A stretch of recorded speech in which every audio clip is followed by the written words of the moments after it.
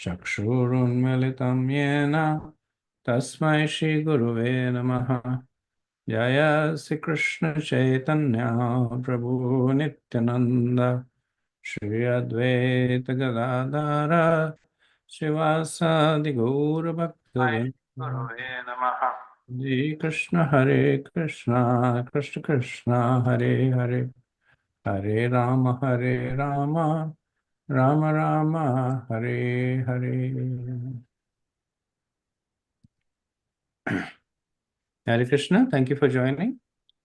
So we will resume our discussion from 6.4.33. This is the concluding part of the Hamsagoyam prayers by Prajapati Daksh to Lord Vishnu. Yo anugartam vajatam padamulam anaparupa bhagavan anantah नामानि रूपाणि च जन्मकरं वेजसमयं परमा प्रसीदतु. The Supreme Personality of Godhead, who is inconceivably opulent, who is devoid of all material names, forms, and pastimes, and who is all-pervading, is specially merciful to the devotees who worship his lotus feet. Thus he exhibits transcendental forms and names with his different pastimes. May that Supreme Personality of Godhead, whose form is eternal and full of knowledge and bliss, be merciful to me. So if you remember in the previous verses, Daksha had invoked prayers to two kinds of forms of the Lord. One was the Duragyaha, the difficult to understand impersonal form, and the other was the easy to understand personal form of Krishna. So he spoke about the two forms and also how understanding the personal form is, even though it is Duragya, the form is desirable. So the difference between Bhakti and impersonalism is that understanding the impersonal form of the Lord is simple, but following the process to understand him or attain him is difficult. And for Bhakti, understanding the personal form of the Lord is difficult, but the process to understand him is simple. So Daksha is now talking about the glories of the personal form of the Lord. So here he is specifically praying to the mercy of the Lord. And the Lord's mercy is an essential component of his relationship with his devotees. So whenever we talk of mercy, we talk of relationships. Whenever we talk of relationships, we talk about people.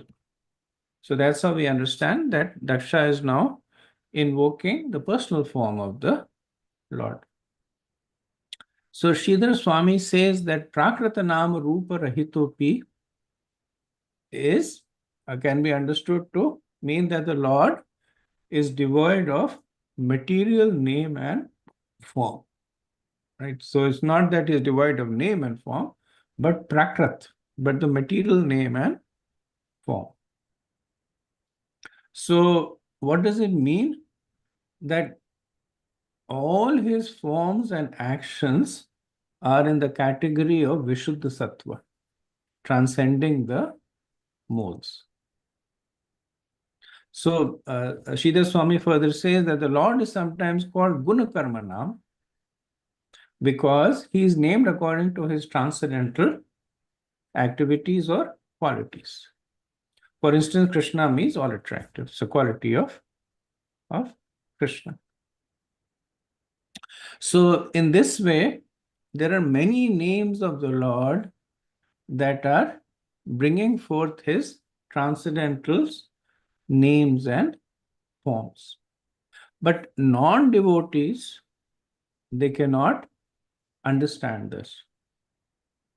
So for them, the Lord is Anama or nameless.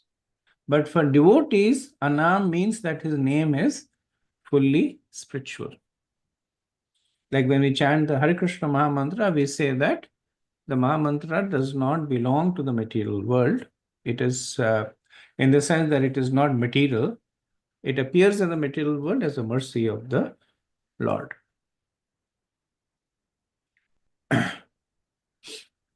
So Srila Prabhupada quotes 4:6 Ajopi san avyatma bhutanam ishwaropi san prakritim swam adhishtaya sambhavame atma mayaya.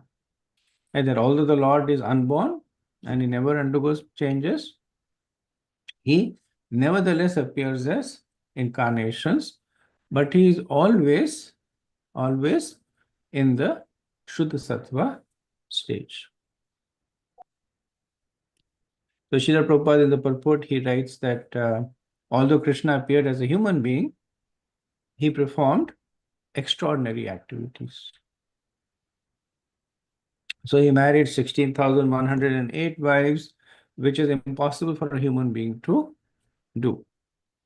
Now we have Chitraketu, who actually married 10 million wives, right? But Krishna was simultaneously present with all the wives. And with every wife, he had 10 sons. Right? Something that no king or no human can do. So Prabhupada says he acts in unlimited ways. And therefore, according to his work, he has many, many thousands of names. This next verse is the last verse of the prayers. Iha prakrtirgyan pather jananam yatha shayam deha gato vibhati yatanilah parthivam ashrato gunam sa ishvaro me kurta manoratham. As the air carries various characteristics of the physical elements, like the aroma of a flower or the colors resulting from the mixture of dust in the air, the Lord appears to lower systems of worship according to one's desires. Although he appears as the demigods and not in his original form. What is the use of these other forms? May the original Supreme Personality of Godhead please fulfill my desires. So in the last verse, Daksha, he shows the difference between the Lord and the Jivas. And so those who claim that there is no difference between the Lord and the Jiva, they are in illusion. So he uses the example of air, that an air may take up fragrances and may appear to be fragrant, or the air may take up different particles and may appear to be colored. Right? So the Lord, depending on the perception of the jiva, may appear differently. But the position of the Lord does not change. The air is always pure. So Sripad Madhavacharya, he quotes that there are three classes of men: the lowest, which is the adhama, the middle, which is the madhyam, and the best, which is the uttam. Now, the adhama or the lowest, they think that there is no difference between the God and the living entity, except that the living entity is assuming designations, whereas the absolute Lord has no designations. So their opinion is that as soon as these designations of the material body are dissolved, the jiva or the living entity will now mix with the supreme. Okay, so this is what we know as the Mayavadi philosophy. So this is also known as the Ghatakaksh Patakaksha. So based on one of the examples that they gave, that there is air in the pot, and when the pot is broken, then the air in the pot it merges with the air outside. So Ghataksha and Pataksha. So Akash is air, and it could either be in a pot, which indicates a conditioned soul, and when the soul breaks its conditioning, then it becomes Patakash, which means that now it merges with uh, with the sky. So Madhavacharya says that this is the argument that is put forward by the lowest class of men. Then what about the Madhyamas? So the Madhyavas, they are unable to ascertain the actual form of the Lord, but they agree that there is a supreme who controls the activities of ordinary living beings. And so these are what will be known as some form of either theist or agnostics. Right? So they know there is a God, but they do not have an understanding of who God is, what is his form, what is his name, how can he be approached. Right? So this actually represents the majority of the consciousness in the current day and age. So even though there's a lot of, Srila Prabhupada spends a lot of time fighting against the Mayavadi philosophy, but really speaking, there are not many Mayavadis in the current day and age. Right? So not rigorous Mayavadis. Some of them say that we may, maybe we will become God. Some of them agree that there is a God and he may or may not be different from us. So a rigorous Mayavadi is, Ravindra Sarup Prabhu gives this lecture on Mayavad philosophy. And then he says that a rigorous Mayavadi is externally difficult to distinguish from a devotee because they practice all the angas of bhakti, they perform deity worship, they study the scriptures, they are very, very focused in the spiritual life. The only thing is that after you speak to them sufficiently, then the conception will come forth. That the purpose of worshipping the deities is a means to an end, that they worship Narayan until they become Narayan. And that is again, it's like for devotees, our ultimate goal is to go back to Godhead, go back to Golok Vrindavan and serve Krishna. But not many devotees will talk about it in conversations.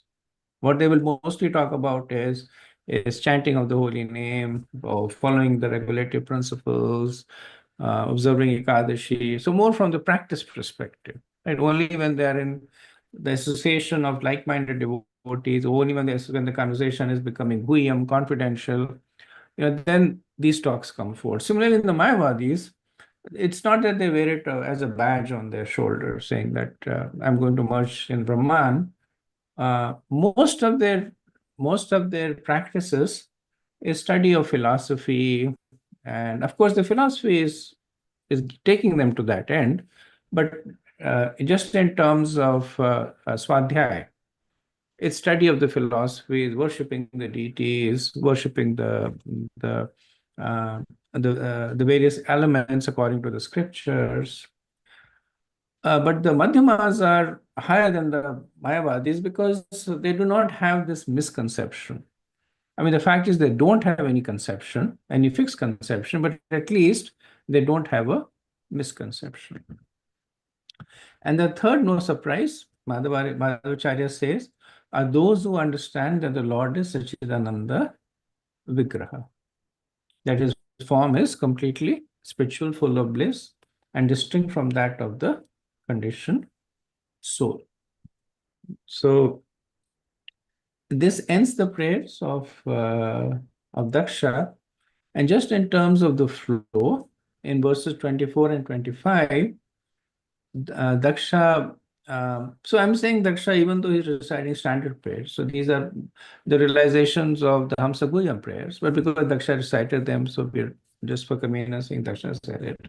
So 24 to 25, Daksha speaks about how the Lord is full of knowledge and how the Jiva has limited knowledge. Then in verses 26 and 27, he spoke about how the Lord has both a personal and an impersonal form based on the conception of the Jiva. Then verses 28 to 30, he spoke about that this whole material creation is also a form of the Lord, but they are not arising from his Swarup. So they are his external energy, but not his internal energy. And then in verses 31 and 32, he spoke about how the statements of Gyan and Bhakti are not contradictory to one another. And in the last two verses, he prays to the for the towards the mercy of the Lord. Okay. So now in the next set of verses is the Lord's instructions to Daksha in the next 21 verses, out of which really the instructions are 10 verses. The rest of the verses are more like a description of the form of the Lord. So verses 35 to 39. Sri Sukha Vacha iti sutata samstuttvata sa tasmin agramarshane Pradusharet Kurusheshta Bhagavan Bhaktavatsala Kritapada Suparnam Se Pralambashta Mahabhuja Chakrashankha Sicharbeshu Dhanupasha Gadadhara Pitavasagana Shama Prasanna Vadanekshana Vanamala Nivitango लसक्षिर्वत्सकौस्तुभः महाकीर्तः ककता स्फुरन्महकरकुण्डलः काञ्चे अङ्गुलीयवल्या नूपुराङ्गदभूषितः त्रैलोक्यमोहनं रूपं विवरत्रिभुवनेश्वरः वृतुनारदो नन्दाद्यः पार्श्वेश्वरयूथपे तुयमानोऽनुगायद्भिः सिदा गन्धर्वचारणः. Translation. Sri Sukadeva Goswami said, the Supreme Personality of Godhead Hari, who is extremely affectionate to his devotees, was very pleased by the praise offered by Daksha, and thus he appeared at that place known as Agamarshan. O Maharaj Parikshit, best of the Kuru dynasty, the Lord's lotus feet rested on the shoulders of his career, Garuda, and he appeared with 8 long, mighty, very beautiful arms. In his hands, he held a disc, conch shell, sword, shield, arrow, bow, rope, and club. In each hand, a different weapon, all brilliantly shining. His garments were yellow and his bodily hue deep bluish. His eyes and face were very colorful, and from his neck to his feet hung a long garland of flowers. His chest was decorated with the Kashtub jewel and the mark of the Shivatsa. On his head was a gorgeous round helmet, and his ears were decorated with earrings resembling sharks. All these ornaments were uncommonly beautiful. The Lord wore a golden bed on his waist, bracelets on his arms, and rings on his fingers, and ankle belts on his feet. Thus decorated by various ornaments, Lord Hari, who is attractive to all living entities of 3 worlds, is known as Purushottam, the best personality. He was accompanied by great devotees like Narad, Nand, and all the principal demigods led by the heavenly king Indra at the residence of various upper planetary systems such as the Siddhalok, Gandharva Lok, and Charnalok.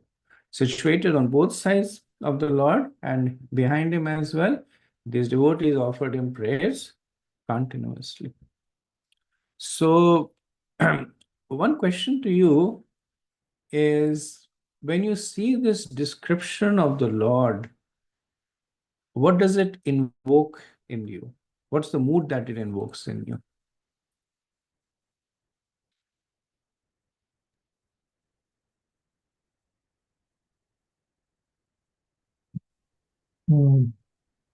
He's so serving. Serving, correct. Aishwarya, right? You see the Lord So the way that he is described, he has Ashtabhuja, and he's gorgeously dressed and surrounded by his associates. What are the associates doing? They're constantly praying to him. So it's like the king has come. And this is the Lord reciprocating to the mood of Daksha. So Daksha was praying to the Lord in a personal form. So the Lord came in a personal form. But Daksha was praying in a mood of awe and reverence, and the Lord reciprocates by at different places. The Lord appears in different forms depending on the mood of the worshippers. In Vraj, he appears in a different form. Outside Vraj, he appears in a different form. To Brahma, he appears in a slightly different form.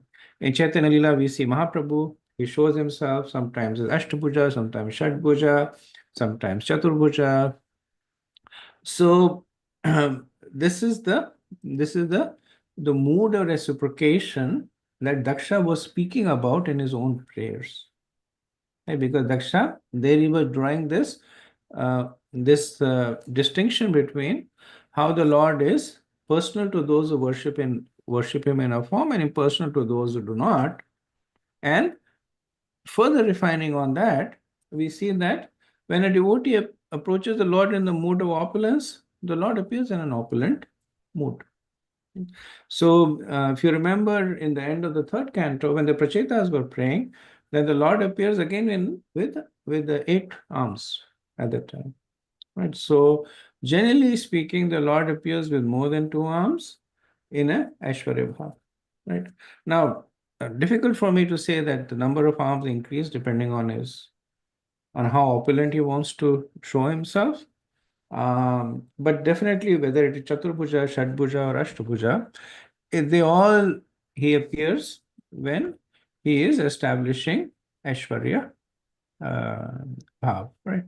And what does it mean when he comes accompanied by the Devas rendering prayers to him? It's showing his position of supremacy with respect to the Devas.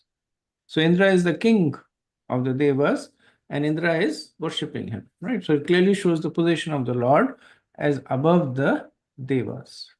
Not only the Devas, he is also accompanied by the Siddhas, Gandharvas, Charanas, which means that he is worshipable by everybody who is properly situated. Right? Now, in addition to that, he also comes accompanied by his devotees. Right? So the Lord is also showing how his devotees are constantly associating with him. Right? So when one sees the Lord that there is Narad Muni and then there is Indra, then one understands that even if one was materially in a material conception, then one can understand that for the Lord, Narad Muni is as dear to him as Indra is. Like Nanda is as dear to him as the residents of the upper planetary systems are. Right now, one of course who has more discernment will understand that Narad Muni is actually a lot more dear to the Lord than Indra is. But even for somebody like Daksha who is approaching the Lord in Aishwarya Bhav, he can see that Narad is uh, accompanying the Lord in the same way as the great personalities of the universe are. Of course, it doesn't stop Daksha from cursing Narad later on, but nevertheless, the Lord is uh, uh, is responding to the Aishwarya Bhav of Daksha. Next verse, Rupam tan mahadascharyam vishkayagat sadhvasa nanam nam dandavat bhuma praharsatam prajapati. Seeing that wonderful and effulgent form of the Supreme Personality of Godhead, Prajapati Daksh was first somewhat afraid. But then he was very pleased to see the Lord and he fell to the ground like a stick to offer his respects to the Lord. Right? So this is a component of Aishwarya, awe and reverence. So awe is initially appears as fear. Like sometimes we are awestruck by something that completely blows our mind, right? There's a sense of fear, and then the fear gets converted to wonderment or pleasure. So we see that in Daksha. At first, there is fear, momentary fear, but then because he understands that this is the Lord that he was praying to, he immediately falls to the ground and offers Dandavat Pranam. Verse 41. नाकिञ्च दोर्यत्यम् असकतीव्रया मुदा आपुरित मनोद्वारे हृदन्य इव निरारहे. As the rivers are filled by water flowing from a mountain, all of Daksha's senses were filled with pleasure. Because of his highly elevated happiness, Daksha could not say anything, but simply remained flat on the ground. Okay. So Prabhupada writes that this is what happens when somebody is fortunate enough to see the personality of God. And so same thing happened with Dhruv Maharaj. That when Dhruv Maharaj first saw the Lord, he was dumbstruck. He was unable to speak anything. And when the Lord touched him by his conch, then he started reciting this wonderful prayers. And even after that, he says that I have nothing to ask you, because just by seeing you, I am fully satisfied.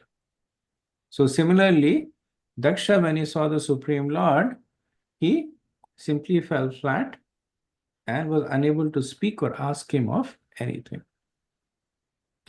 Verse 42. Tam tathavantam bhaktam prajakamam prajapatim chitgya sarva bhutanam idama janardana. Although Prajapati Daksha could not say anything, when the Lord, who knows everyone's heart, saw his devotee prostrate in that matter and desiring to increase the population, he addressed him as follows. So, the Lord knows the heart of everyone, especially his devotee. So, he knew that Prajapati Daksh was performing these austerities, praying to him with a desire to increase the population of the universe. So, understanding this, the Lord now gives his instructions and benedictions to Dakshas in the next 10 set of verses, I think. Verse 43. Sri Bhagavan Vacha Prachetas Mahabhaga Samsidas Tapasa Bhavan Yat Shraddhaya Matparaya Maibhavam Paramgata. The Supreme Personality of Godhead said, O most fortunate Prachetas, because of your great faith in me, you have attained the supreme devotional ecstasy. Indeed, because of your austerities, combined with exalted devotion, your life is now successful. You have achieved complete perfection. So we see that the Lord addressed Daksha as Pratechash. And this is reference to the Prachetas, who are the illustrious parents of Daksha, who had also attained the mercy, but in a slightly different mode. They had attained it through Shuddha Bhakti by the mercy of Lord Narad Muni and Lord Shiva. But the Lord says, Mai Bhavam Paramgata. So he says, Mai Bhavam Paramgata to recognize the spirit of surrender in Daksha. So this is important because we do not see that Daksha is performing any Bhava Bhakti. Right? We don't see him um, uh, really performing, going to the more advanced stages of Bhakti. But yet the Lord is congratulating him as if he's a pure devotee. He says, you attained the supreme devotional ecstasy and you have exalted devotion. So the Acharyas say that just the bhav of approaching the Lord in itself is sufficient to attract the mercy of the Lord. And so the Lord, anyone who approaches the Lord becomes fortunate. And the Lord is magnanimous. So in that magnanimity, the Lord is congratulating Daksha and appreciating his qualities. Verse 44.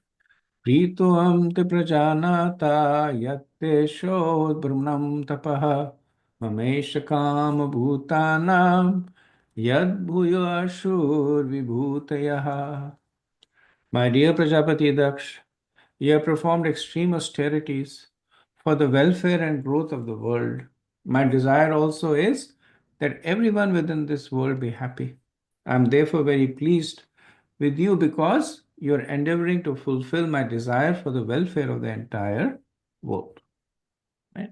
So, this verse elaborates on the previous verse where the Lord says that I am happy with you. Right? So, why is he happy?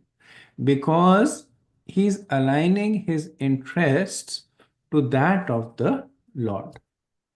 So it is Krishna's interest that this universe gets populated because it gives the conditioned soul an opportunity to a to fulfill their material desires, but really to perfect their lives and go back to Godhead. So Daksha is assisting the Lord in this service. So the Lord can be seen in two ways. He can be seen as the universal master, or he can be seen as the universal loving father. When Prithu Maharaj had approached the Lord, then he had approached the Lord in a very intimate mode as a loving father. When Daksha had approached the Lord, it was as a master. So the Lord is equally pleased in both the cases, and he reciprocates equally to the mood of the devotee. Right? So the Lord is pleased that Daksha, as a Prajapati, they not only create progeny, but they also rule the universe. So, so there are two ways to attain liberation: the Daksha way and the Narad Muni way. Right? The first is indirect, and the second is direct. They are both united in the service to the Lord. But when one does not understand these differences, there may be conflict. And sometimes this happens amongst devotees that they're doing different services and they enter into conflict with one another. But essentially speaking, the there is unity in the variety of services. What is the unity? The unity is that they're united in fulfilling the interest of the Lord or the Guru. The Prabhupada says in the purport that Daksha is trying to benefit the conditioned souls by begetting them to give them a life with a chance for liberation. Liberation means surrender to Krishna. If one begets children with the purpose of training them to surrender Krishna, fatherhood is very good. Okay, moving on. So this now we are at verse 45.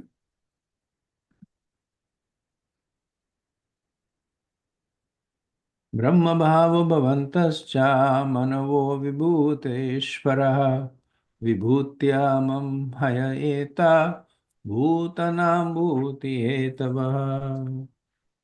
Lord Brahma, Lord Shiv, the Manus, and all the other demigods in the higher planetary system and new Prajapatis who are increasing the population are working for the benefit of all living entities. Thus, you expansions of my marginal energy are incarnations of my various quality. So, why is the Lord appreciating Daksha? So here he is more explicit. He says that because you are increasing the population for the benefit, for their benefit. So in effect, the mercy of the Lord is being manifested through these Prajapatis. So here we see the Lord putting Daksha in the category of personalities who are far greater than him. So he is saying Lord Brahma, Lord Shiva, Swayambhavu Manu. So all these are, are far superior to Daksha. So the lesson here is that, so like an analogy is that if you're on the plane, then whether a building is 20 storied or 10 storied or 1 storied, it does not make much of a difference. We see that in Setu Bandhan, Lord Ram was equally appreciating the service of Hanuman in building the bridge as well as that of a spider. Because Krishna is Bhavagrahi Janardhan. The service is just a medium of the devotee to express their affection to the Lord. So, factually speaking, we must understand the Lord is never in the need of any service.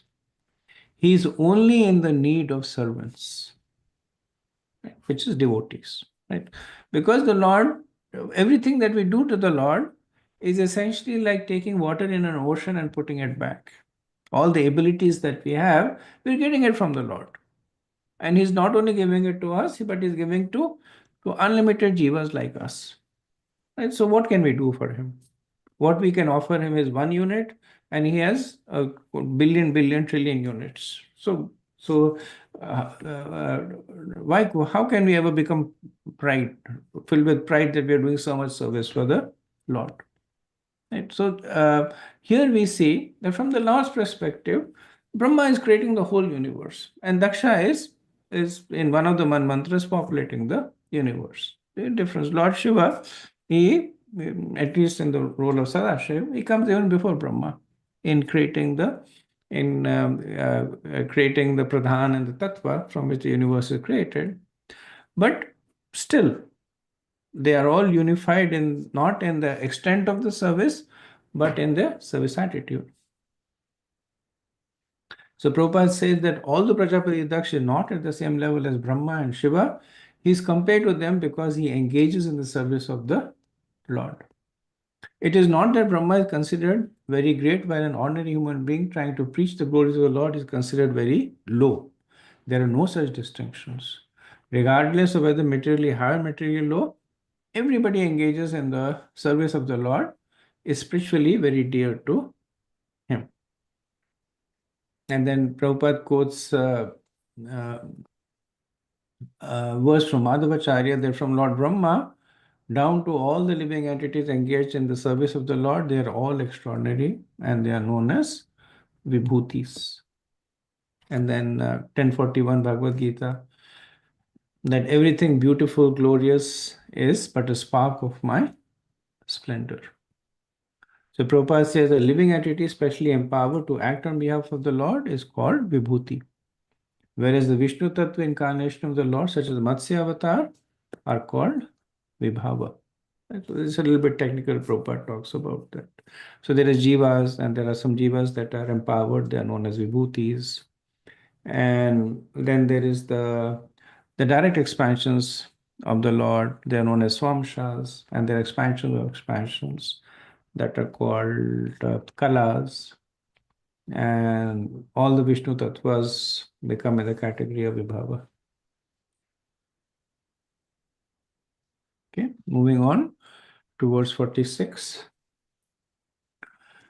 तपोमेर्हृदयं ब्रह्मस्तनुर्विद्या क्रियाकृतिः अङ्गानि कृतवोचाता धर्मात् आत्मा स्वः स्वरः.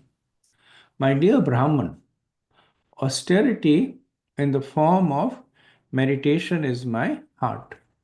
Vedic knowledge in the form of hymns and mantras constitute my body. And spiritual activities and ecstatic emotions are my actual form. The ritualistic ceremonies and sacrifices, when properly conducted, are the various limbs of my body. The unseen good fortune proceeding from pious or spiritual activities constitutes my mind. And the demigods who execute my orders in various departments are my life and soul.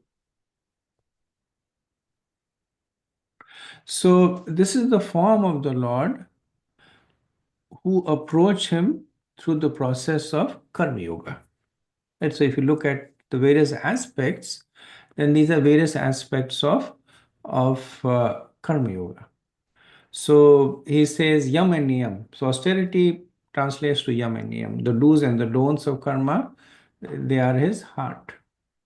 Then to engage in tapasya or the denial of material senses, that is the first principle of spiritual activities, right? Then there are subsequent. So one is tapasya, tapa, and the second is actual engagement in spiritual activities. But spiritual life is said to begin with tapa. If you remember the second canto, um, when Brahma was wondering what to do, Krishna says tapa. So first perform austerity, then you can do anything. In case of Brahma, creation was his devotional service. Right. So even for devotees, tapa, which is in our case, which is in the form of the regulative principles, forms the basis. If you notice in the initiation vows, the guru first asks the questions about the four regulative principles, right? So and then they ask that how many rounds you will chant. So furthermore, Krishna says that knowledge with chanting of the mantras is his body, then the daily and occasional rites is his form. So all these are are uh, are all these actions such as austerity, they are the vibhutis of his eternal body made of Satchitan Anand. So some Prabhupada writes in the purport that sometimes atheists argue that since the God is invisible to the eyes, they do not believe in God. For them, the Supreme Lord is describing a method by which one can see a God in his impersonal form. Intelligent persons can see God in his personal form, but if one is very eager to see the Lord immediately face to face, he can see the Lord through this description, which portrays the various internal and external parts of his body. So it's interesting to note also here that the Lord is addressing Prajapati Daksh as a Brahman. So even though Daksha is a Kshatriya, so if you see his heritage, then there was the king, like Maharaj Prachinabhari, and then he had the 10 Prachetas who were also kings. And then he was born as the son of the Prachetas, so he is essentially Kshatriya. But because of his austerity, because of his understanding of Brahman, the Lord addresses him as Brahman. Verse 47. एवम् अहमेवासमेवाग्रे नान्यत्किञ्चान्तरं बहिः समज्ञानमात्रम् अव्यक्तं परुष्यपतम् इव विश्वतः.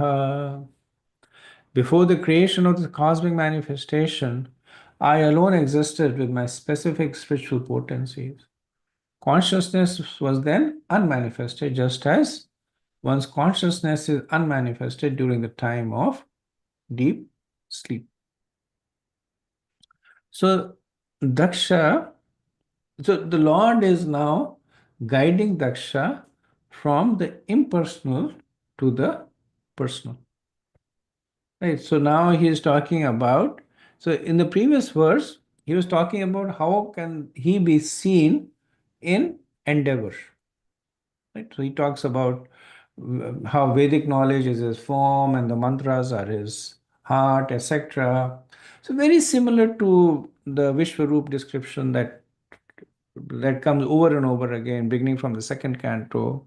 Sutta Goswami describes, Sukadeva Goswami describes. So seeing the Lord in different aspects.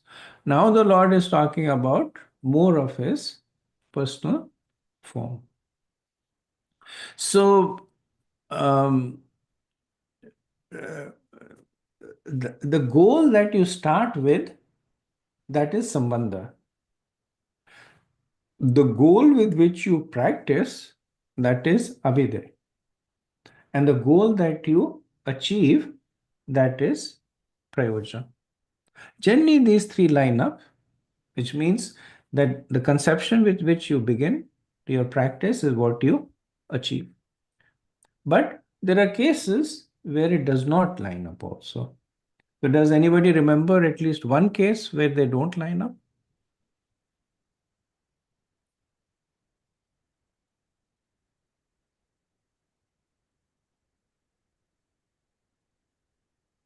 Where somebody approached the Lord with a different sambandh. Uh, Dhruv Maharaj. Very good. Dhruv Maharaj, right? So when Dhruv Maharaj approached the Lord, the sambandh was improper. Right? He wanted material opulence. But the Abhivaya was proper. Why? Because he was executing what Narad Muni asked him to do. So the prayojan was according to the Abhidaya. Got a personal association with the Lord, right? So the incorrect sambandha was corrected by the proper Abhidaya to yield the correct prayojan. There's another case, that of Atri Rishi. In case of Atri Rishi, the sambandh was improper. Like he performed austerity, but he didn't really have a clear conception of who God is. Right? And in his Abhidaya was proper. Right? So he was doing, and this was Satyog, so he was following the process as was recommended. But unlike Dhruv Maharaj, he did not get the right prayojan. And so, very similar between Dhruva and Atri. Dhruva started with an improper sambandha, correct abhidaya, but right prayojan. Atri, incorrect sambandha, right abhidaya, but his prayojan was still not correct. That he basically then got all the three, Lord Brahma, Shiva, and Vishnu coming to to ask him, "Who are you praying to?" And he said, "I still don't know who I'm praying to." And the difference, of course, is that Dhruva at the mercy of Narad Muni. So that made the difference. In case of Daksha, both his Sambandh and Avidya are improper. Now, by improper, you have to understand, it does not mean that it was non-Vedic, because then he would not even have spoken Lord. Proper, improper, we are speaking just in terms of the Vaishnav conception of approaching the personal form of the Lord. So all these personalities, great personalities, following the Vedas, very expert in following the Vedas. So there is no question of them doing improper activity. So when it is said improper, it is more in the conception of, did they have the proper personal conception of the Lord or the Vaishnav devotee conception? So in the case of Daksha, Sambandh was improper, Abhidaya was improper. So though he recited the Hamsa Guhyam prayers, which had an anga of bhakti, but he recited it for material benefits. And as he wanted progeny. And one might say that why is Daksha being penalized for having progeny? Because that is also aligned to the desire of the Lord. But the difference is that while Daksha wanted progeny to fulfill the desire of the Lord, he also wanted progeny for fame. So he wanted to be a famous Prajapati. He wanted to be known as one who populated the universe. Right? So his desire to serve the Lord was contaminated with his own self desires for his own self. Right? So because of that, his abhidaya was also improper. Now, by the mercy of the Lord, Daksha does get the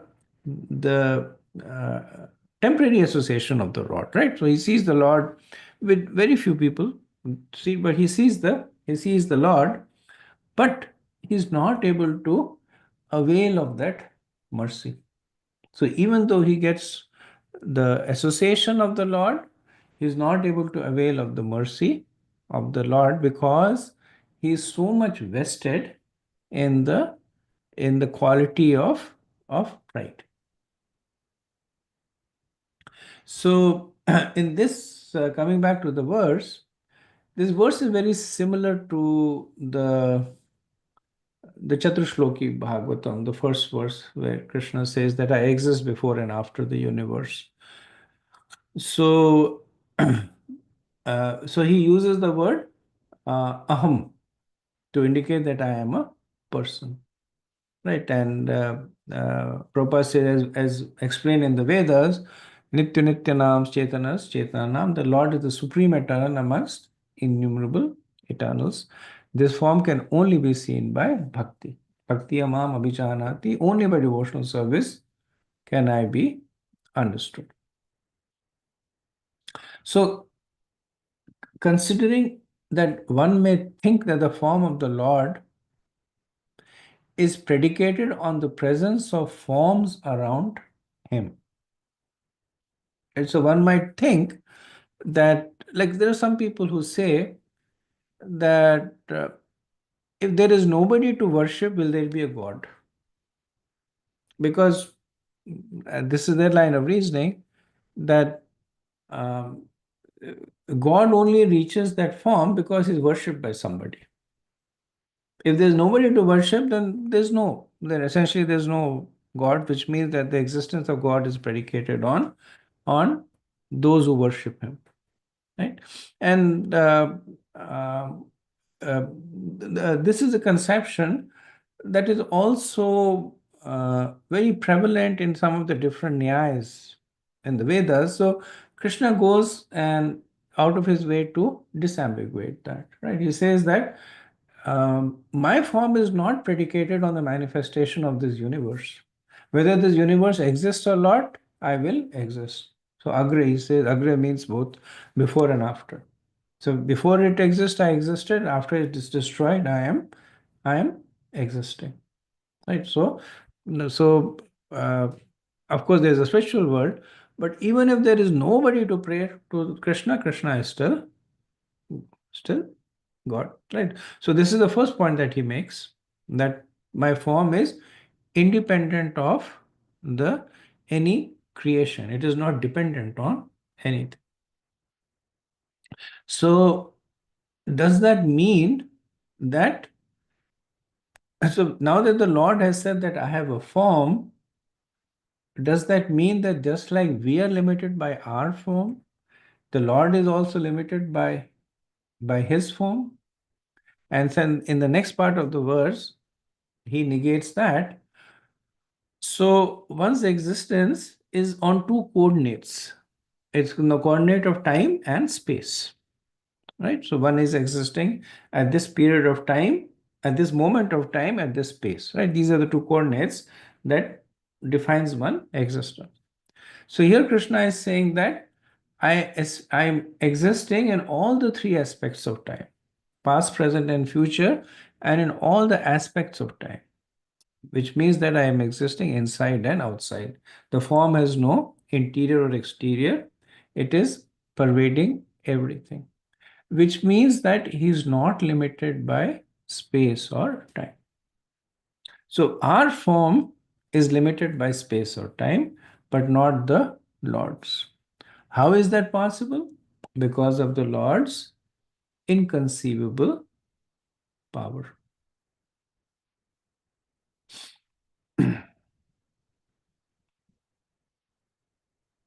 So Srila Prabhupada also writes, he once again quotes Madhavacharya and further expands on the same point, that the Lord exists before and after. When the universes are destroyed, they are merged into the Lord.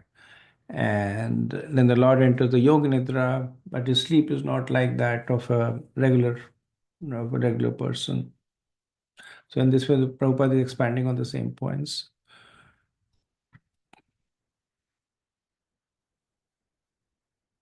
Okay. Verse 48.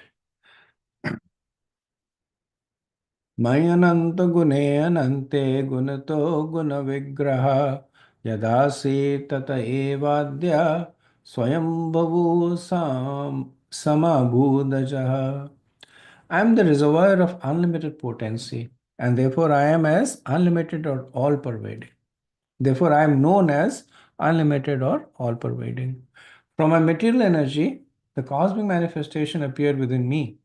And in this universal manifestation appeared the chief being Lord Brahma, who is your source and is not born of a material mother.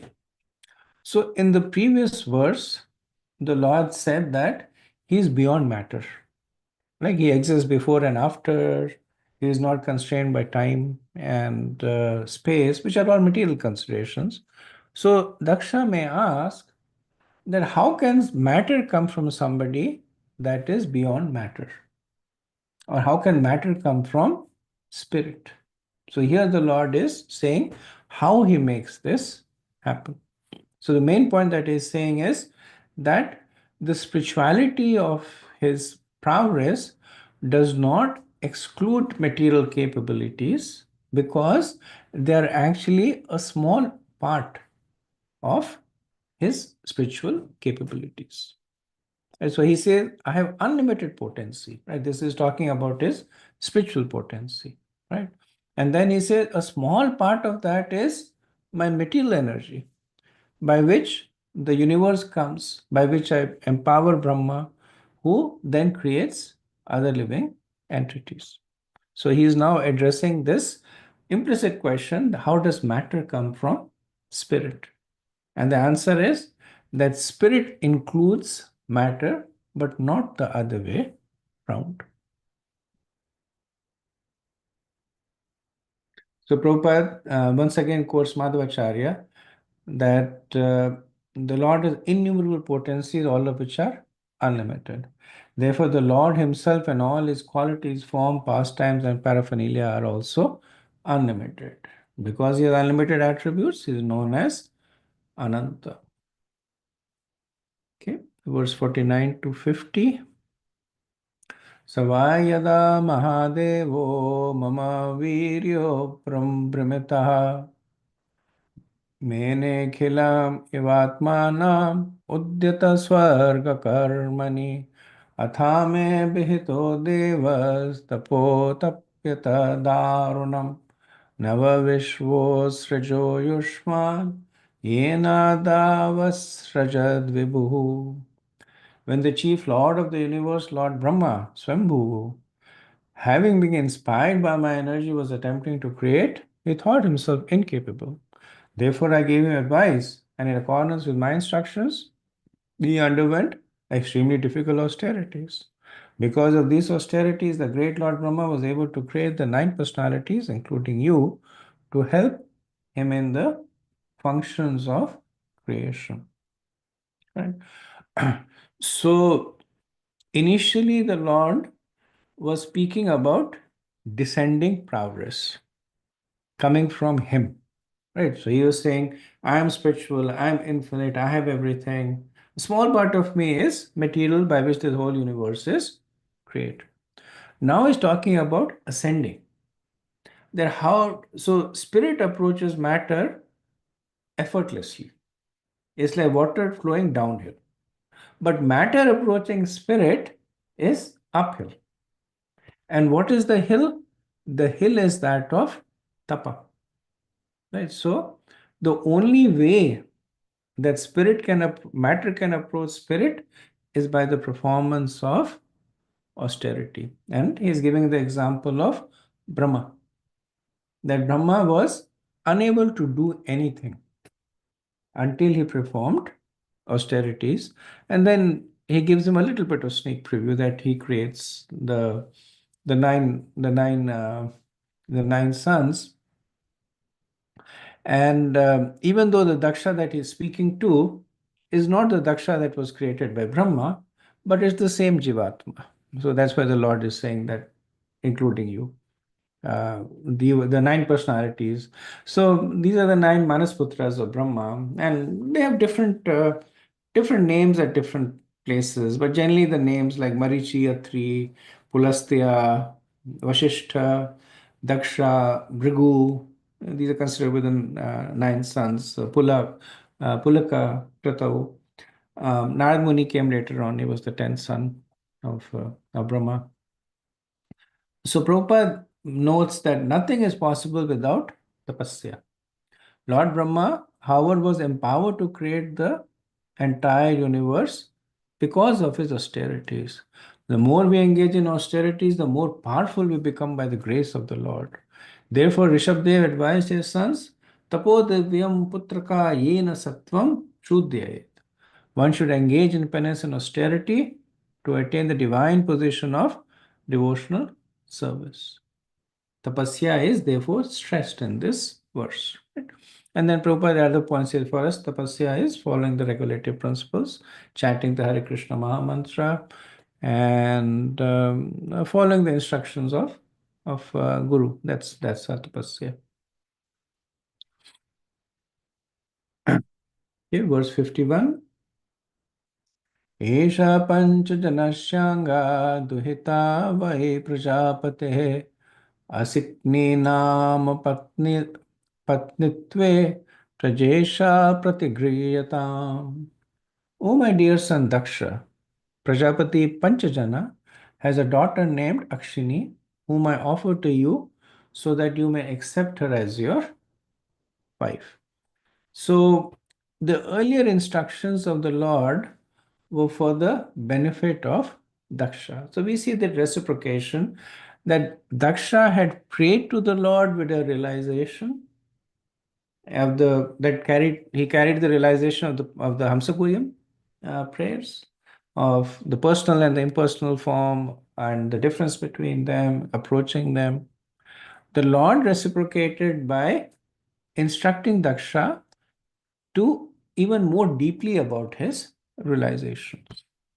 How he is separate from matter, he is the cause of matter, how approaching him is done through the process of austerity, how he is the cause of all causes. Right, so we see that mood of Aishwarya both ways.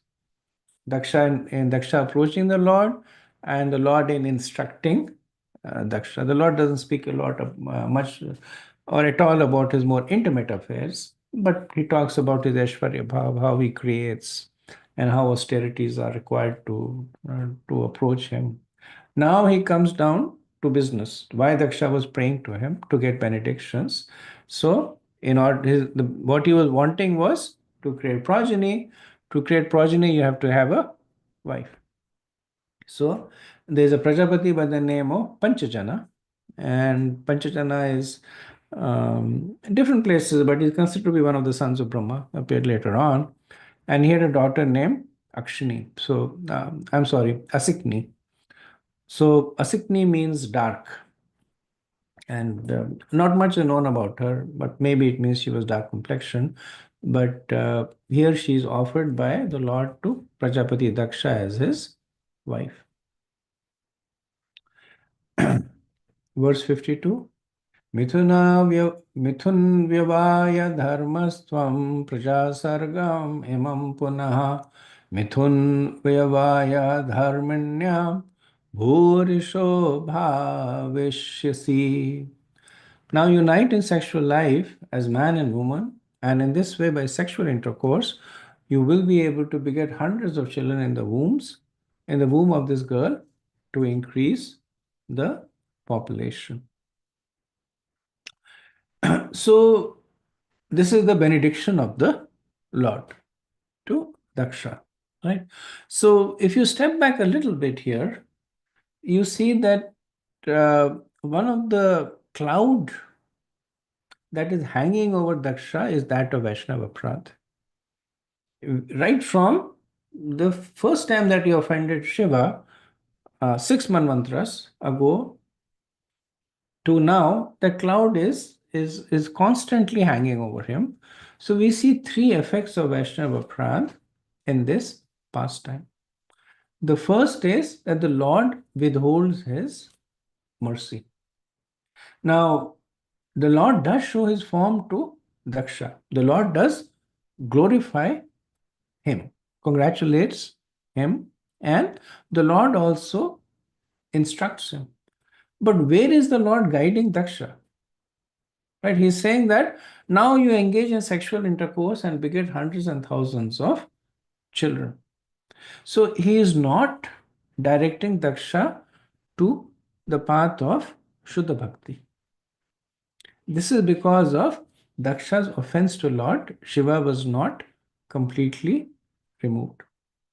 Right? And we'll see that Daksha actually does that. He begets tens and thousands of children in the womb of Akshini. So first effect of the offense is that the Lord withholds his mercy. The second effect we see is that Daksha has lost his taste for bhakti. So when Dhruva saw the Lord, the first thing that he did was that he begged for forgiveness for his material desires. Right? He said, I'm really ashamed for what I came to you. Please don't give me anything that I was initially asking for. Only give me the association of your devotees. And the Lord offered him both. Right? But we don't see the case of Daksha. When even though Daksha does not speak, but we can understand that the Lord is understanding the heart of Daksha and he is reciprocating commensurately. Now, earlier on in the um, third canto, right? Third canto, we see that Kardama Muni, he also approaches the Lord with the desire to have progeny, right? And similar instruction, the Lord says that the daughter of Swayambhavu Manu Devahuti, marry her, and so that you will have children. But the difference is that if you see the prayers of Kardama Muni, there are two things that are there in the prayer. One thing is that he is recognizing the fact that what he is asking for is suboptimal. He says, I understand this is not good. I'm asking you for iron when you can give gold. But he says, because I have this desire, I'm asking you, and I'm also begging you. Second thing he says, I'm also begging you that you give me bhakti. So specifically in the um, 21st chapter, verse 20, he says that when he's asking for progeny, he says that, my dear Lord, although it is not your desire, you manifest this creation of gross and subtle elements for your own sensual satisfaction. Let your causeless mercy be upon me. For you have appeared before us in your eternal forms, adorned with the splendid wreath of tulsi leaves. Right. So, what does the Lord respond? He says, "You have a wife, have a child," and then he says, "With your heart cleansed by properly carrying out my command, resigning to me all the fruits of your act, you will finally attain me." So we see that uh, even though personalities like Dhruva and Kardama approached the Lord with material desires, but because they were not contaminated by Vaishnava pride, they were able to appreciate the sweetness of bhakti and the Lord reciprocated, but not Daksha. Daksha only wanted progeny. That's the only thing that the Lord gave. So the first effect was that the Lord withheld his mercy. The second effect was that Daksha lost his taste of bhakti. And the third part is that committing more offense. And one of the effects of Vaishnava Prad is that it also plants the seed of more offenses. So we see that Daksha did not learn from the offense that he did against Lord Shiva, and he repeats that against another pure devotee of the Lord, Narad Muni. So Prabhupada writes that one should not think that Daksha received the favor of the Lord by receiving the facility for unlimited sex. Later verses will reveal that Daksha again committed an offense to Narad Muni. So he said, Prabhupada said, strictly speaking, he actually was not favored by the Lord. Verse 53, I just wanted to complete this chapter, then take a break. I realize I'm going a little long, but I have two more verses. Verse 53, Tatodhastat pracha sarva mitune bhuya mayaya madhyaye bhavishanti harshchanti chame balim. After you give birth to many hundreds and thousands of children, they will also be captivated by my illusory energy and will engage like you in sexual intercourse. But because of my mercy to you and them, they will also be able to give me presentations in devotion. So, some redemption over here. Now, not all the children of Daksha will follow this path, right? Because we'll see in the next chapter that the sons of Daksha, they actually do not follow this path of sexual intercourse, but they follow the path of devotion. But the daughters, they do follow that path. So essentially, this verse is one of encouragement. So we see that Daksha is contaminated with Vaishnava prana. We see that Daksha has material desires. But with all of that, where is he going? He's going to the Supreme Lord. And anybody going to the Supreme Lord, the actions are auspicious. Right? So this is the results of Mishra Bhakti. That whether the bhakti is lagu or minor, or if it is a minor rang, later on it will become guru or prominent, and finally it will become kevala or pure. And so, because of Daksha's supplication to the Lord, because of Daksha's worship of the Lord, then he and his descendants will continue to, to present to the Lord their efforts in devotion, which essentially in this case means that even though they may engage in material desires, it will be according to the scriptures. Right? So that's which means that even Karam Kand, it's not against the desires of the Lord. It's from the Vedas, which is from the Lord.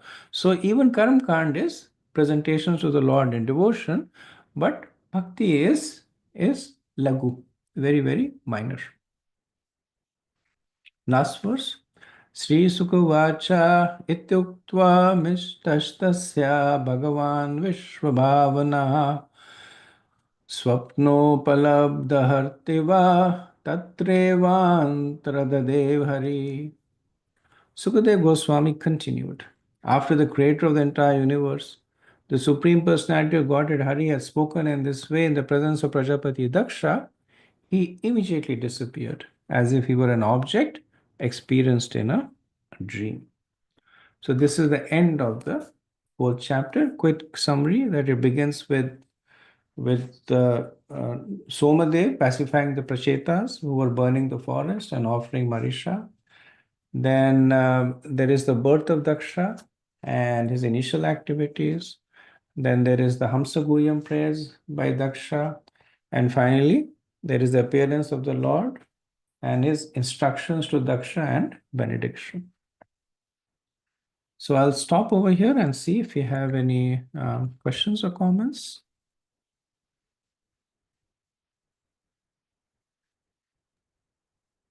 Hare Krishna Prabhu.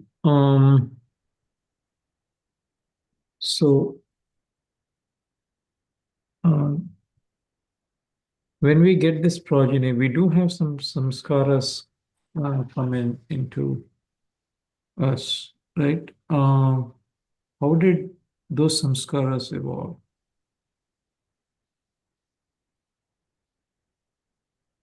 Is How it do those only like samskaras Gopal Bhatta? evolve? Evolve in the sense like Gopal Bhatta Goswami, he did write some Deepika, right? Like so definitely there was some reference. In this case here, Hamsagriya prayers, the progeny, the process he followed, and so those samskaras were after Daksha's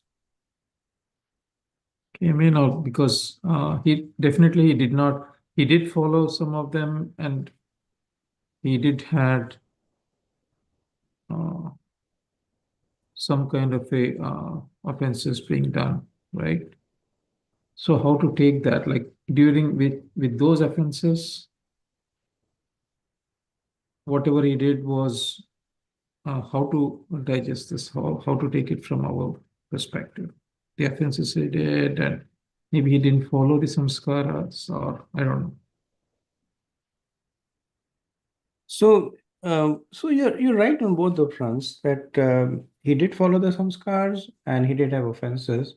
The result of the offenses was that he was not able to he was not able to get the ultimate goal.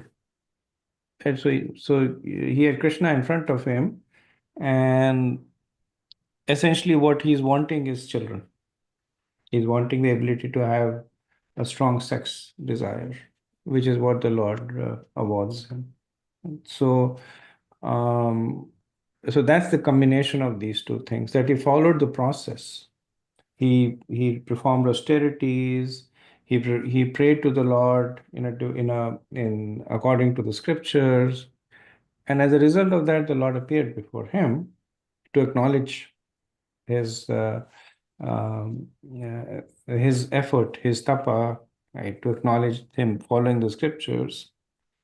And as a result of his desires, the Lord gave him whatever his material desires were. As I mentioned, when you compare it with other personalities who approached the Lord with similar material desires, but who were not burdened by Vaishnava Prad, um, Dhruv Maharaj, Kardam Muni. So their desires were not limited to just material benedictions. So they themselves were freed of this completely material conception.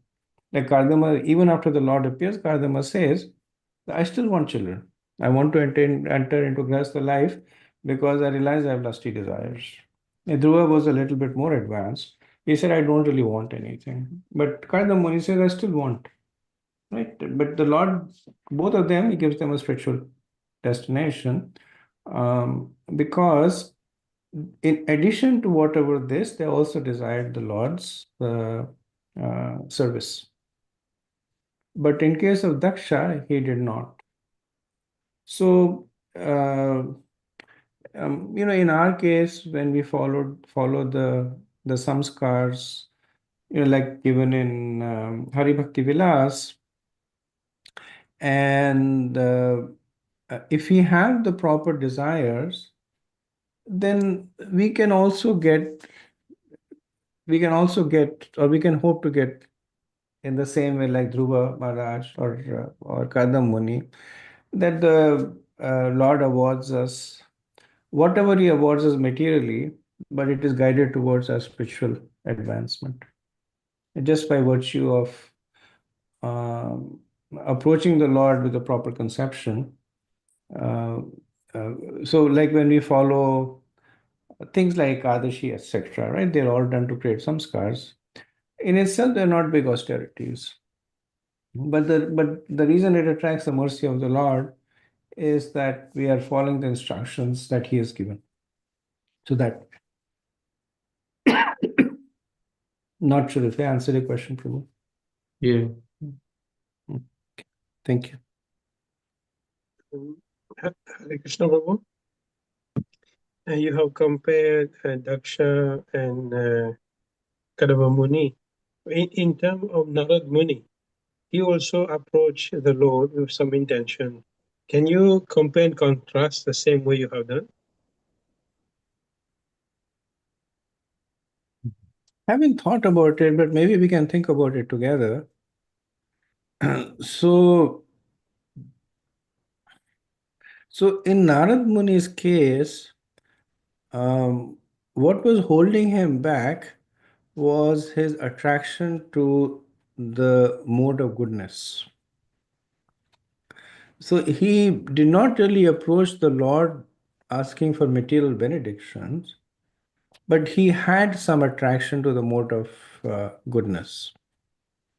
Because we see that once Nad Muni, when he was the son of the maidservant, once he gets the instructions of the Bhakti Vedantas, then he starts traveling over the face of the earth.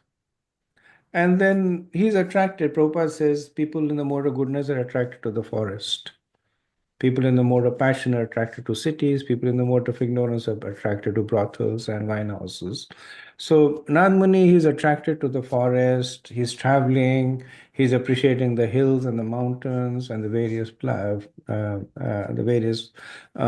and trees. And the acharyas say that it reflects his attachment to the mode of goodness. So when Krishna appeared in his heart and then disappeared, and he said, "You're not purified enough to see me," he was essentially referring to the fact that he still has attraction to the mode of material nature. And um, through the practice of the instruction of the Bhakti Vedantas, then Narad Muni says that he purifies himself of uh, that attraction. So, in a way, he probably falls in the same category as Kardam Muni and Dhruv Maharaj. That initially approaching the Lord, it was Mishra, and by the mercy of the Lord and following the process, it becomes pure devotional service. Yeah. He achieved a very exalted position compared to both Dhruva and Kadamba Muni, and Daksha, of course. He did. He did. Yeah, yeah. And that was essentially his mood to serve the Lord as preaching. So I was remarking that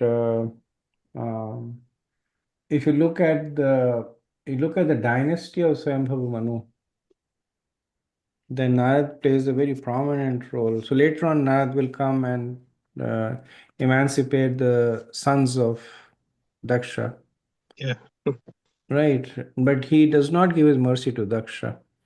So he gives it to Prachinabhari, he gives it to the Prachetas, and then he gives it to the sons of Daksha.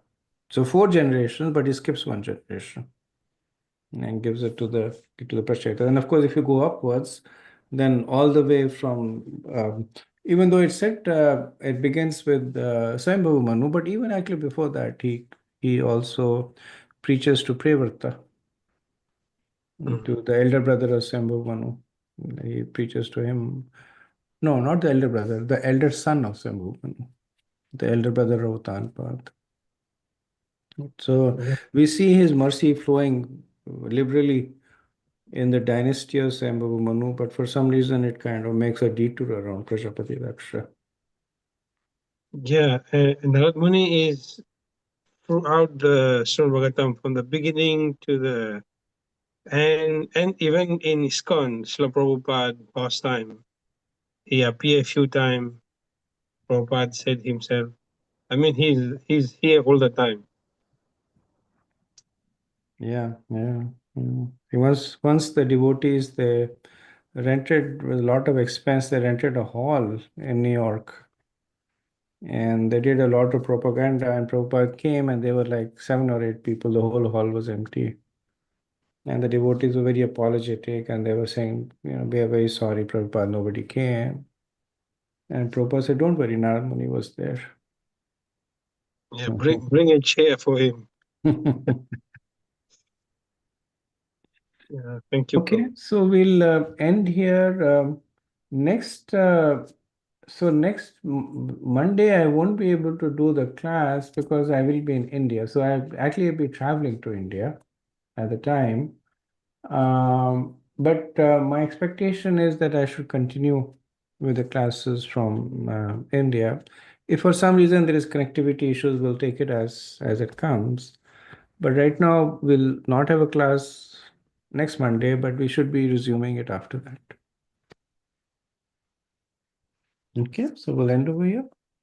वाञ्छकल्पतरुभ्यश्च कृपा सिन्धुभ्य एव च पतितनाम पावनेभ्यो वैष्णवेभ्यो नमो नमः। अनंत कोटि वैष्णववृंद की जय, शिला प्रपाद की जय, ताई गौर प्रेमानंद। हरे हरे, हरे Krishna. Thank you very much.